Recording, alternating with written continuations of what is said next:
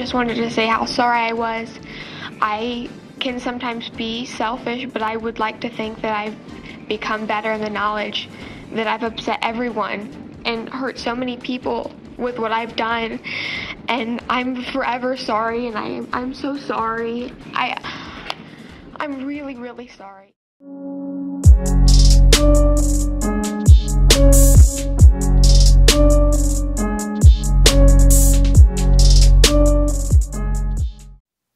Hello friends, it's me. Welcome back for another Twisted Tea video. I want to apologize for the sound today. I'm working on a more permanent space to record, and today I'm in my kitchen. The ceilings are really high and it's really open in here, so it may sound a little echoey, but we're going to push through. The case I'm going to talk about today happened in 2017, but I've been seeing her name all over the news lately, so I wanted to talk about her a little bit. Today we're going to discuss the chilling choices of Brooke Skylar Richardson. She's known by the media, family, and friends as Skylar, so that's how I'm going to refer to her today too. Skylar Richardson was born and raised in Carlisle, Ohio, where there's only a population of about 5,000 people. Skylar lives with her younger brother, whose name is Jackson, her mom Kim, and her dad Scott. In high school, Skylar was a cheerleader. More specifically, she was a flyer. She had good grades and she was part of the student council. She had lots of friends and was pretty popular around the school. While from the outside looking in, she seemed to have had the perfect teenage life, she struggled internally, as we all do. She had struggled for years with an eating disorder called bulimia. According to her mother Kim, this eating disorder controlled about 95% of Skylar's life. Kim also said that a lot of the pressure Skylar felt to maintain her weight was because she was a flyer. She had to stay light so they could toss her around. She said even at the age of 12, Skylar wouldn't chew gum because it had too many calories. 12 years old, she wouldn't buy gum because it had 5 calories. I didn't even know gum had calories. I had no idea what calories even were when I was 12.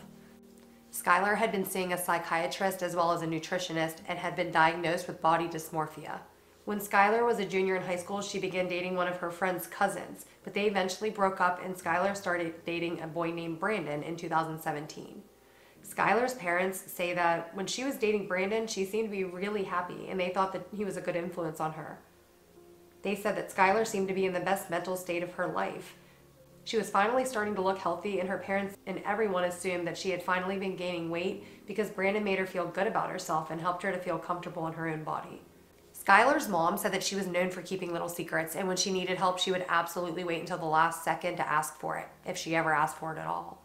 Things seemed to be getting more serious between Skylar and her boyfriend Brandon, but Skylar wasn't being honest with her parents about their relationship in the bedroom.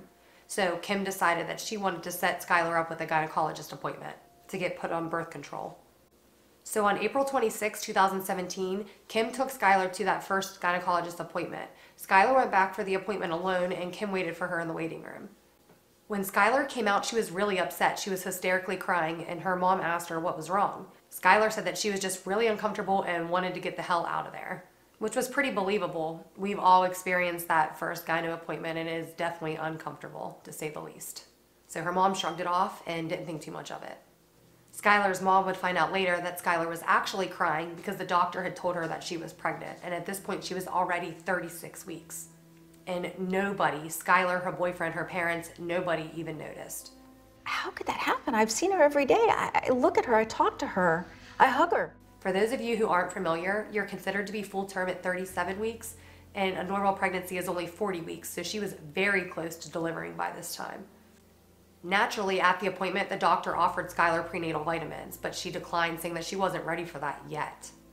Skylar insisted that he give her the birth control pills that she had come for so she could keep this secret going just a little bit longer. I think the doctor was obviously a quack because he decided this was a good idea. How he thought that this would help Skylar at this point in her pregnancy is completely beyond me. He had to have known that those pills could hurt the baby. I think this was complete negligence. I think he should have been trying to talk her into telling her parents or maybe even offering to do it with or for her. He should have been offering her alternative solutions instead of just going on with this insane lie. And maybe he did. I mean, who am I? I don't know. But I do know that it was not the right choice to enable her. He told her that he would give her the birth control as long as she promised to come back in the next couple of weeks to get the prenatal care. What do you guys think? I mean, she was 18, so he couldn't tell anybody without her consent. But don't you think that he should have been trying to give her different solutions instead of enabling her?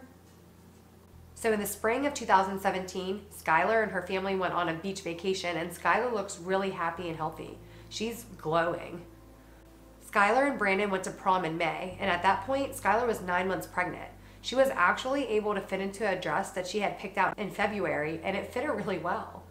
Now, don't come for me. I can only speak from my experience and my perception.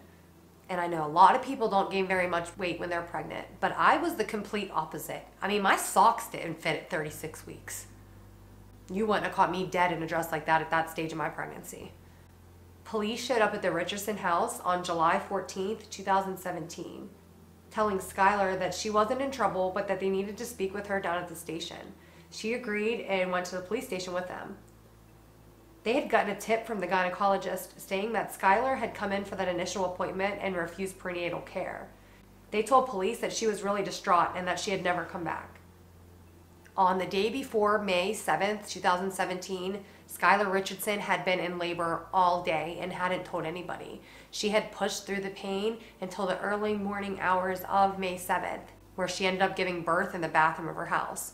Her little brother Jackson's bedroom was on the other side of the wall, and she managed to keep quiet and not wake him up. He didn't hear a sound. Nobody in the house did. I mean, this girl was really determined to keep her secret. Man, I don't know how she did it.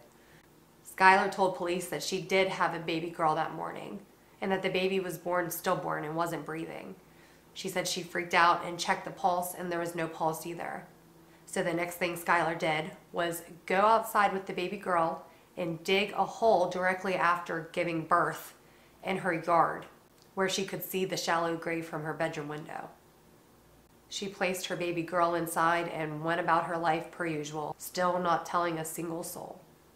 During the interrogation, Skylar told the police that she had gone back to the doctor 2 months after that initial appointment and told them that she did give birth, but that baby was stillborn. It didn't take her long to crack at all.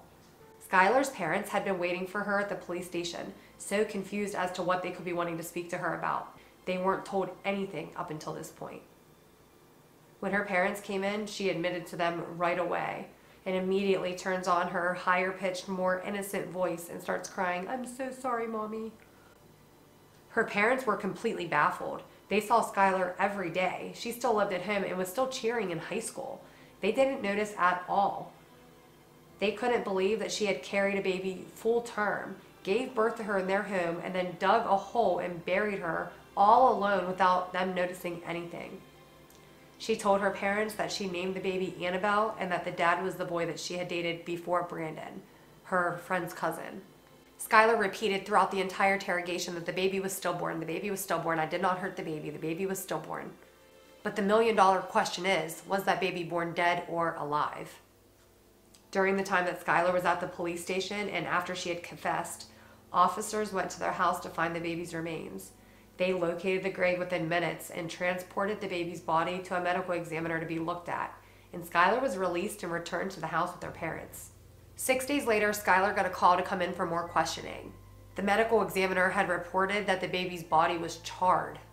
At first, Skylar insists that she has no idea how that could be. She did not burn the baby. She's adamant.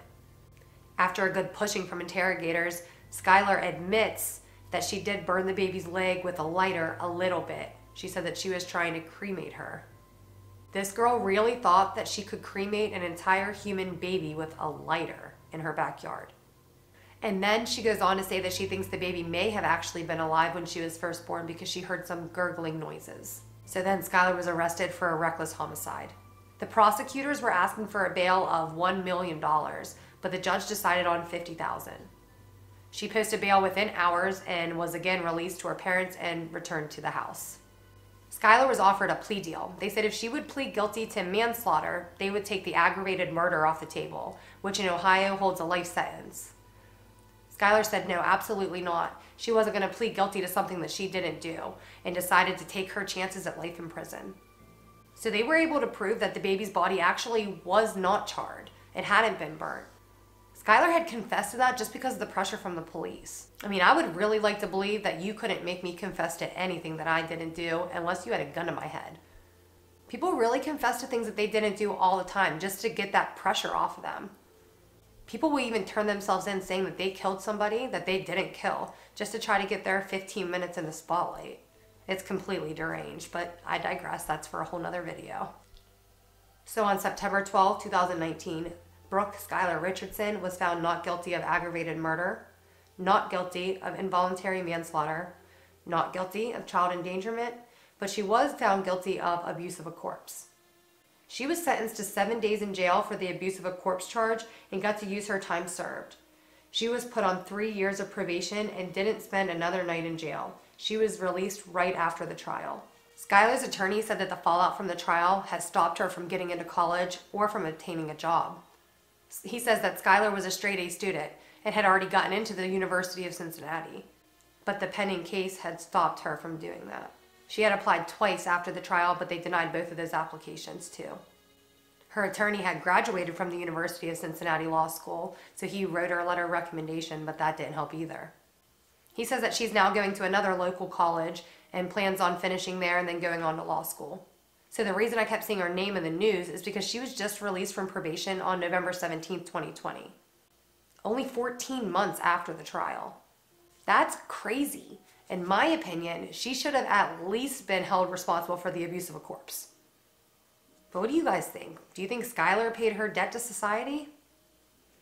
I think that's it for me today, guys. I'll see you all again really soon, but until then, please make sure your kids feel comfortable talking to you and coming to you with anything. If not, you'll have to reap what you sow. I'll see you all down in the comments. Peace and love.